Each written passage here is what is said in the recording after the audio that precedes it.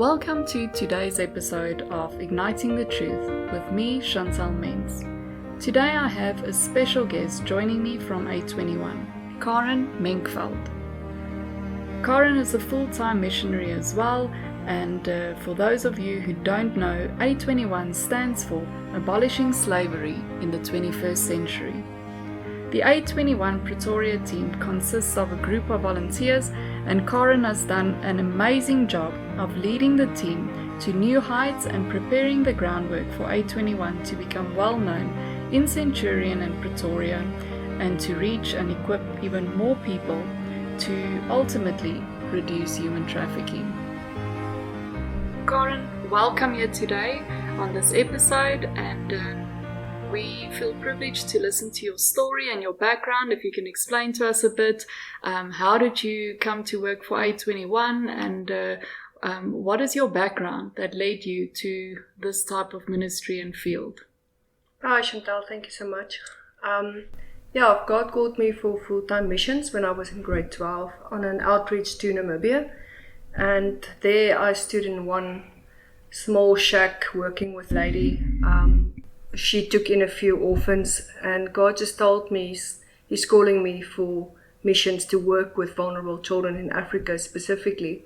And after school I went to study teaching, and 13 years later God confirmed the calling. So then I ended up in Zambia working specifically with vulnerable children in Africa. But we saw the need for a house of safety for children, girls specifically, that's been through sexual abuse and other kinds of abuse. And God just really stirred my heart there, more for the hurt that children are going through, especially young girls. That then led me to see and to learn more about human trafficking and what is exactly going on.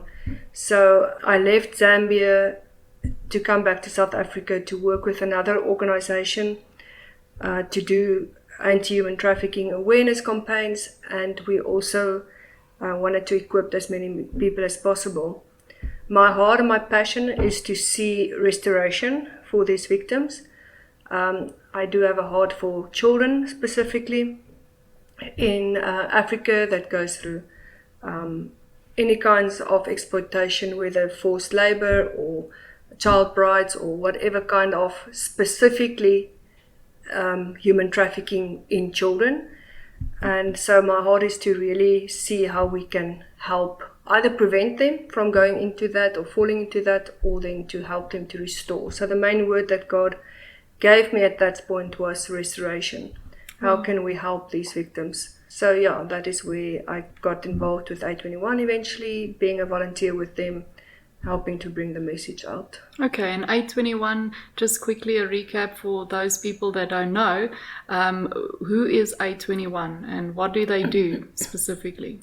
A21 is a global anti-human trafficking campaign founded by Christine Kane and her husband Nick, and their aim is to eradicate modern day slavery. So they are based in 14 different countries, focusing specifically on awareness and prevention, which is called the REACH, where facilitators or volunteers or staff members will go out and share the importance of human trafficking, the dangers of human trafficking. And then also they have a REACH department, different types of REACH departments worldwide, but in South Africa, where they have a hotline number which people can phone.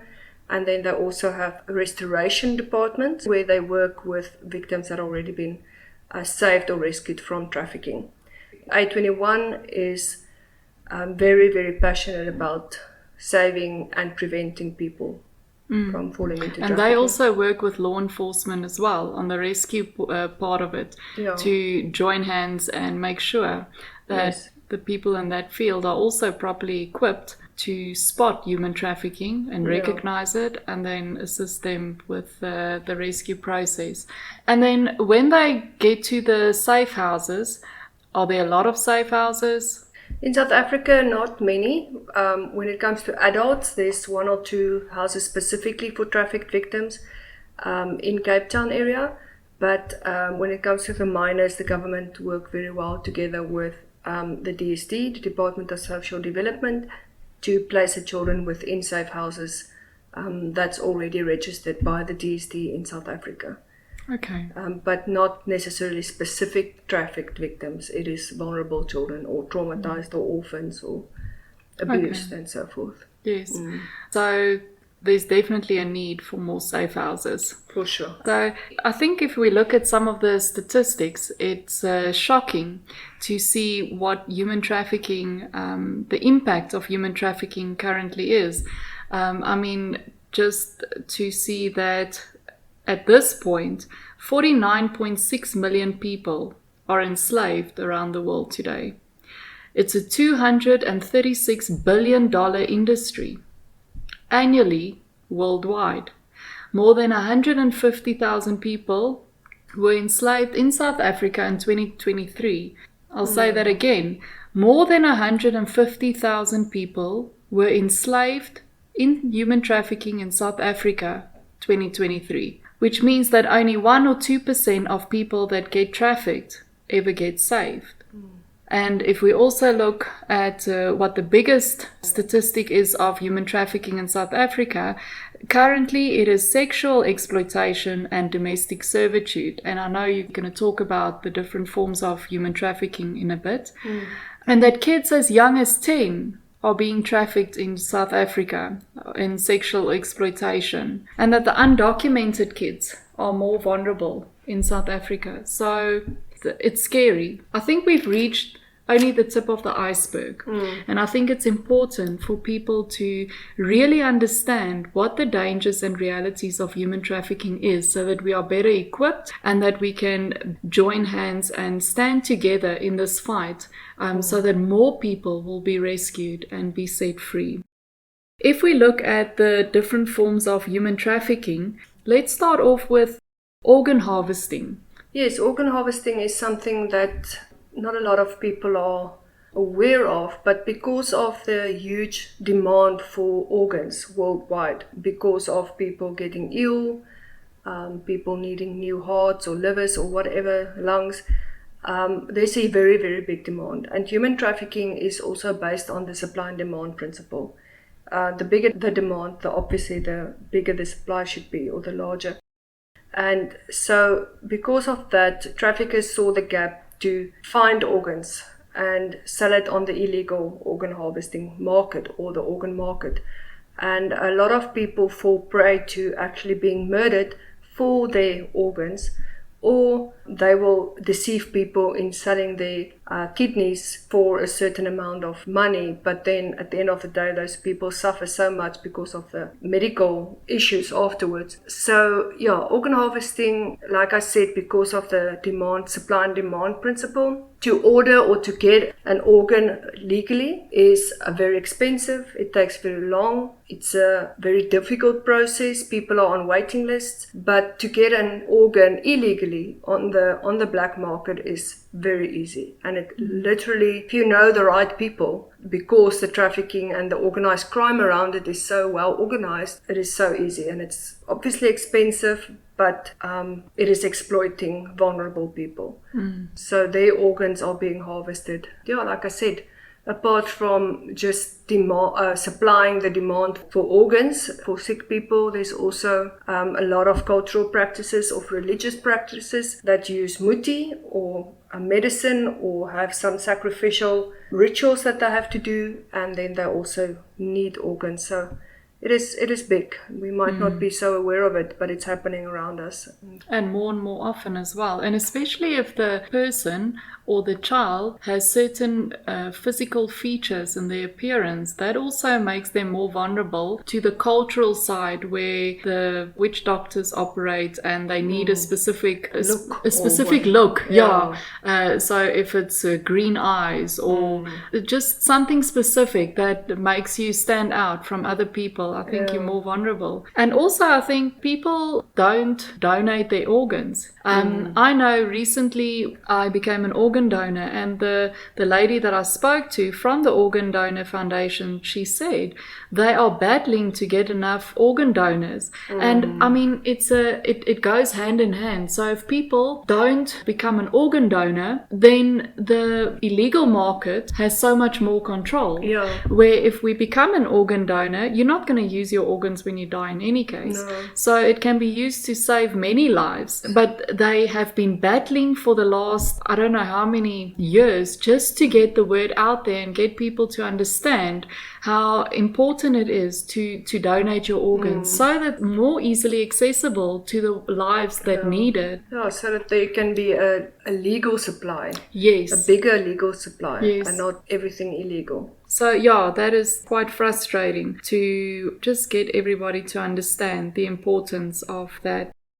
Then another form of human trafficking is forced labor. You can tell us more about that. Yeah, well, forced labor has a lot of different faces. Let's start with adult forced labor. People that are being forced to work. So it's either someone who has agreed to work at a farm or a factory or wherever, and then they end up there, they realize but they don't have control over when they work, how long they work. The employers are totally taking away their freedom. They don't get enough paid. They don't get proper sleep. It's like in the process they lose their freedom, and they are forced to work very long hours, extended hours, without proper pay or food, and sometimes with a lot of physical abuse going apart with that. So that's more your kind of adult forced labor, which happens a lot. But children or child labor is worldwide very, very common. South Africa also a very big problem, where children from neighboring countries will be trafficked from there to South Africa to work as miners in the mine, not a miner as a child, to be a miner at a mine, to do the illegal mining, because these children are small and they can crawl into small areas to mine whatever minerals they are after.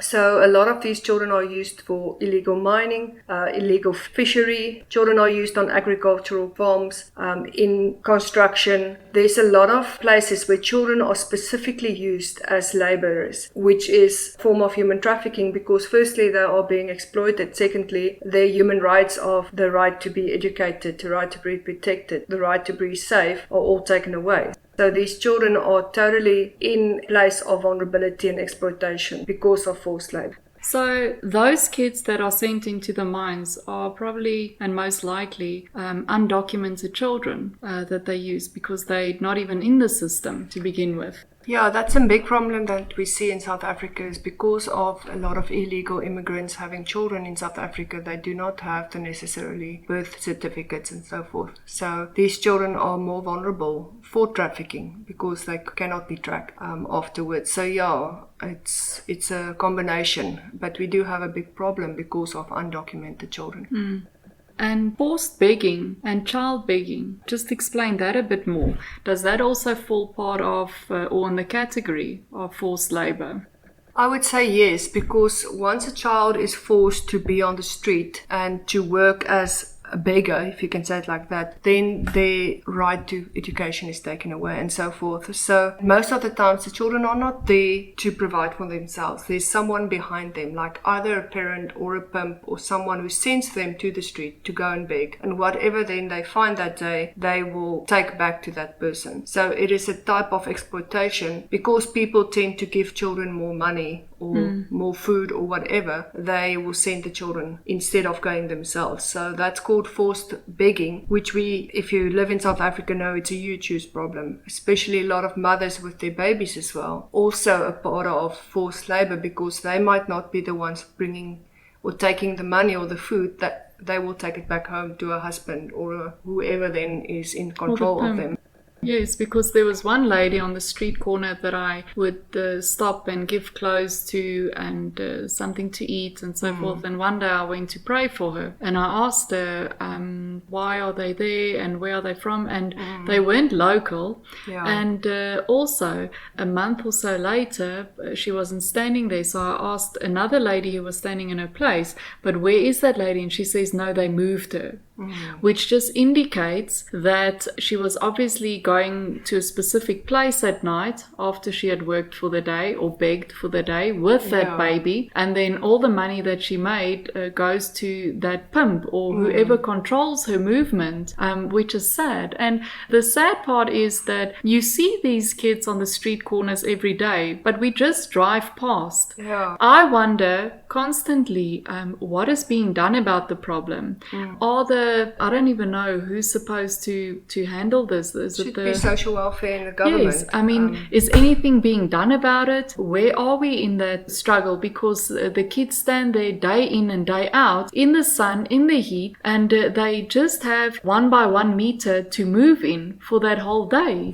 Where is their protection? Yeah, that's the thing. There's no protection, and because a lot of them are illegal immigrants, the police kind of feel that their hands are cut off. Because they don't have the documents in any case. They don't have documents. They can either put them in jail for a night or two, but then they get out again. The system is just failing, unfortunately, when it comes to these children, because it's the children that suffer. But also the women are also being pumped out. And victimized in the process. Yeah, so it's not that they are the culprits in this. They are also just part of the exploitation process where they are being exploited, and the children. And unfortunately, those children end up growing up, most likely, and the cycle just continues.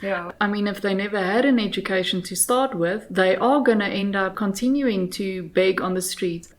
What about those people that you get those groups that dance at the robots? Do you think they are also part of this? Yeah, I don't have statistics or facts around it, but I do assume that it's the same situation, that there's someone who teaches them these moves and buys them t-shirts or whatever, and then send out these boys to go and do it, and whatever funds they make. So it's also an exploitation where these children work for that, either the pimp or whoever. So it's amazing what those boys can do, but at the end of the day, once again, they're not in control of the money they receive. And they're not attending school or somewhere else. Okay, bonded labor. Can you tell us a bit more about bonded labor? Bonded labor is labor where someone owes someone else money. For instance, if I took a loan from my boss because I want to buy a fridge or something, and I say to my boss, okay, I'll work for 6 months or whatever to pay it off little by little, that puts the person in danger for bonded labor, because the boss or the employer can say, okay, but you still owe me so much money, so you have to work extra hours or you have to do extra jobs and so forth in order to pay your debt. So that puts people in that type of bonded labor. In other words, they cannot just resign from the work because they still owe that person money. And it seems as a lot of times this actually never gets paid off. People will continue working, thinking that they still owe that person money. But at the end of the day, it's not really the case. But it has become such a distorted situation that the worker is being exploited through this. Doesn't this happen more like on the farms as well, where maybe the people who are stuck or who are being exploited, maybe they don't have enough knowledge about the financial debt that they owe, or if they have been trafficked, then they can't leave because they have to first pay off their airplane ticket or the accommodation, and then they get punished because you did this wrong, you were late, you were there, and then they end up adding to that debt, and they just have no way of figuring out when that debt is ever going to be paid off. Yeah, it's definitely a lack of education, I would say. It's like the people don't realize, like you said, they are not aware of when the debt is paid off, or if this person is really trustworthy or just exploiting them. And this bonded labor actually can integrate into the other forms of slavery as well, because I mean, if you look at prostitution, all of that, anywhere where there was a false promise that were made, they can be put in debt, telling them that because we paid for this and that and your documents, you have to pay us off. So it actually infiltrates into other forms. I think the main thing there is it's used as a control method. Yes. So traffickers wants to do anything they can to control someone. So if you have a means by saying you owe me money, that is a way that they can control them. So yes, that's why it is in different types of exploitation as well, because it's a way of controlling the victim. And we didn't start with this, but the definition of human trafficking. Just give us the definition of human trafficking quickly so that we can just put it in perspective. Otherwise, it can become a grey area. When is it classified as human trafficking? The main thing is if there's exploitation. So first, there will be a vulnerability factor, whether it's poverty or people migrating or just being a child. You are in a place of vulnerability. And then because of that, there's different recruitment methods, like the traffickers use different ways to trick, coerce, manipulate, threaten, force their victims in order for exploitation. People are being exploited because of their vulnerability. So when it comes to human trafficking, there's exploitation. So what is the main purpose of human trafficking? It's exploitation for their own gain. For financial gain, to make a profit. Yes. And that's why we see it is a $236 billion industry annually. So they make a lot of money from the people. And fear and control keeps them in power. Yes. Domestic servitude. Can you explain to us a bit more? So you said earlier that that's one of the main types of exploitation in South Africa, and that is very true because a lot of foreigners come into the country hoping for a better future. And because domestic servitude is so easy to actually get someone to work in your house without a proper contract and so forth, a lot of ladies fall into this trap where they will start working in someone's house because they don't have papers, they are illegal, the employer won't pay them the minimum wage, and then these ladies sometimes work really, really long hours without rest, without proper nutrition and food or accommodation. They have to literally do everything in the house. And the control that the trafficker or the employer then have over them is the fact that they are illegal. And they will use that as a threat to say, but if you don't do this or that, then I'm going to call the authorities. So these ladies, most of the time, are being kept in that situation and bondage because they don't have any way out. But very often it goes apart with sexual abuse, physical abuse, verbal abuse as well. So we've heard all the cases that is known in South Africa are that it's mostly from bordering countries, ladies from bordering countries coming in illegally, but we've also had ladies from East Africa or even Asia that are being trafficked to South Africa specifically for domestic servitude, where they just literally don't have any way out. They are kept as domestic servitudes, and a lot of times very, very young ladies. So, Underage, yeah. We've had some cases where there's people that are underage, especially ones that are trafficked from overseas to work in very rich businessmen's houses. And the thing that makes this very hard to identify is because it's all behind very high walls. You won't know that there's a domestic servitude slave or a slave in your neighbor's house if you don't know them well, because the walls are high, it's easy to hide this person. And because they're not allowed to leave the property, exactly, you never get to see them.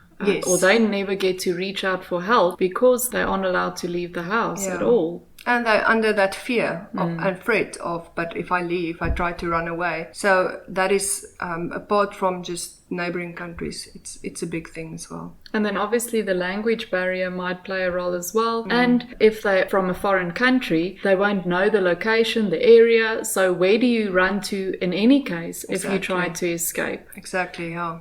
That's a very sad situation indeed.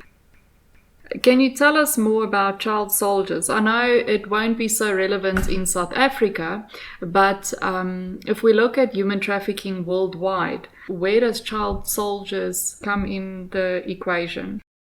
Child soldiers is a very unfortunate repercussion of war-torn countries.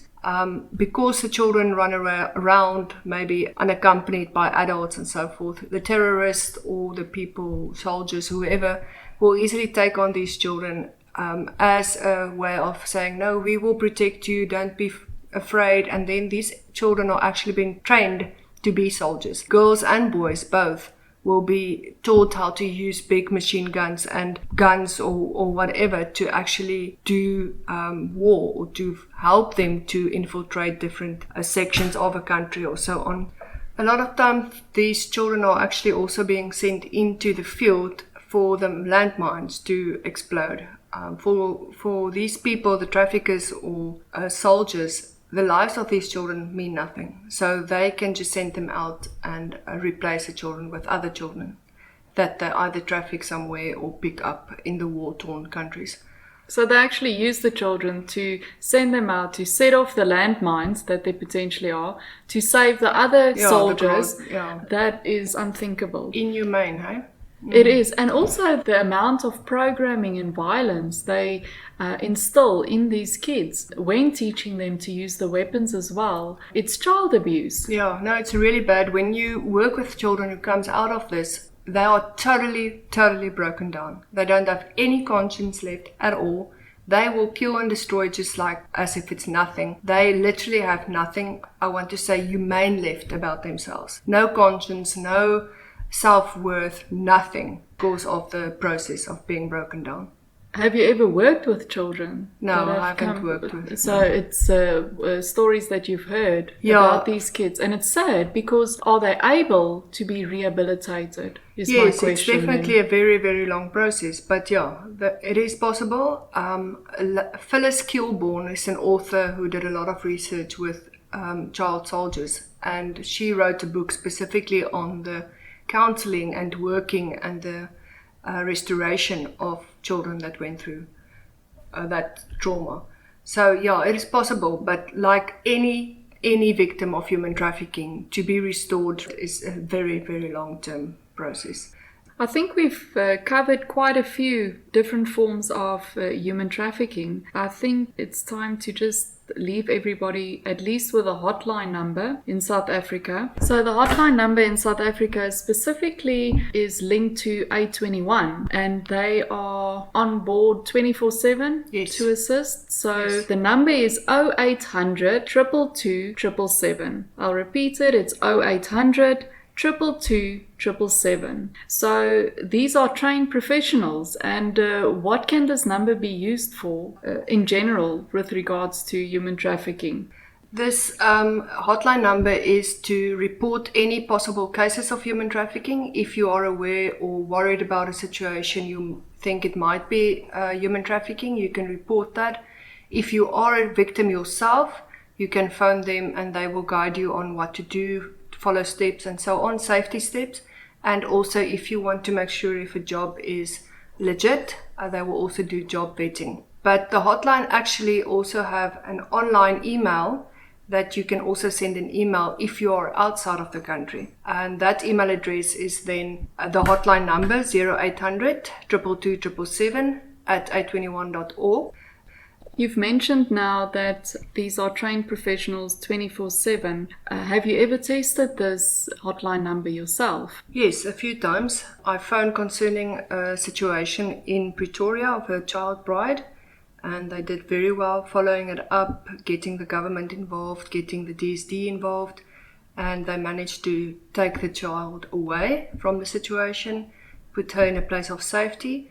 And then also the email address, the one where you can report a case via email.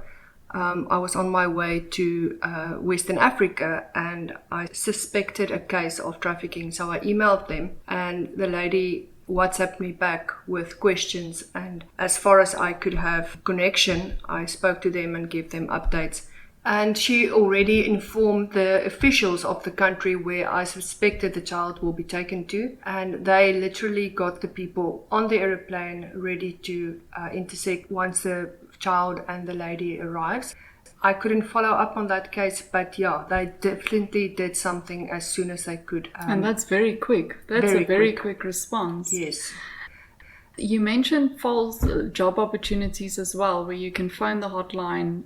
Just elaborate a bit more on that.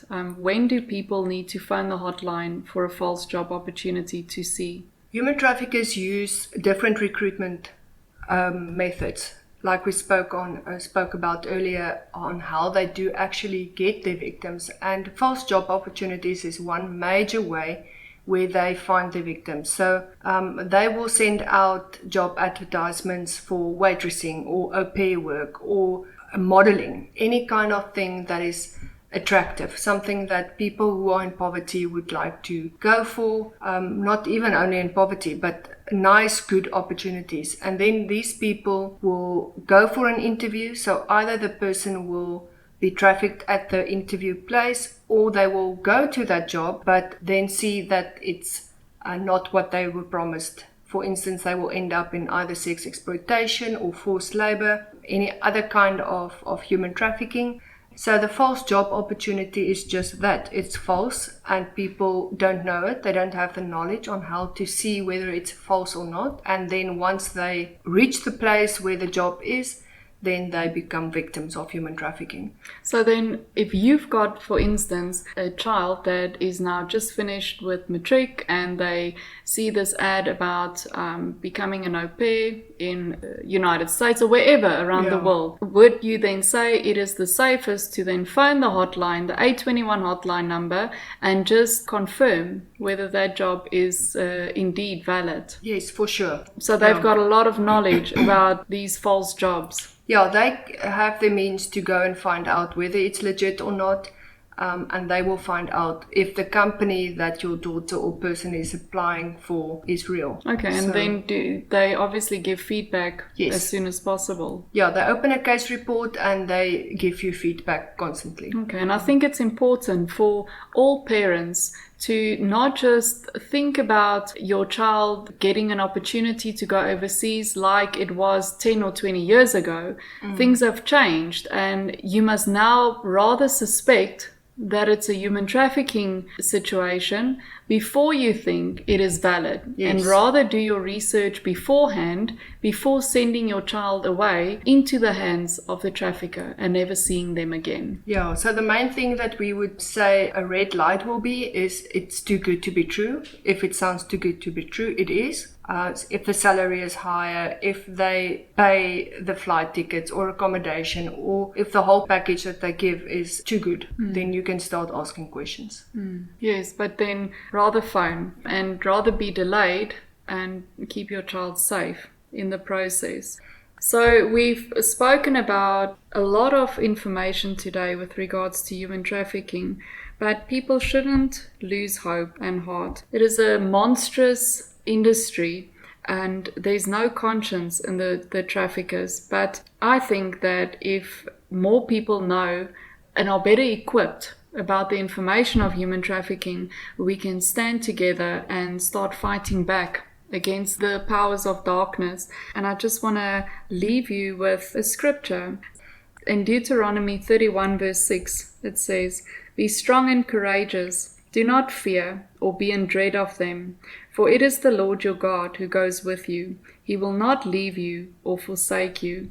So we should just continue to pray and see the change that we want to happen and not give up hope, because otherwise the industry will keep on expanding. But it is through prayer and intercession and the equipping of knowledge that we will be able to break down this industry stone by stone, bit by bit, until more people get rescued in a year, that this will become hundreds and even thousands, and that our God makes the impossible possible, that He will just give us godly wisdom as to the strategies that we need to follow in order to get these numbers to grow exponentially. So if you want to make a difference, please start praying. Pray and intercede that there will be more people that will be rescued in the process. Karen, thank you for joining me today, and I look forward to having you back with me on the next episode, where we will be discussing sexual exploitation in more detail and the different areas that it can be split into, as well as online sexual exploitation. So thank you so much, and to all the listeners, thank you, and join us again next time.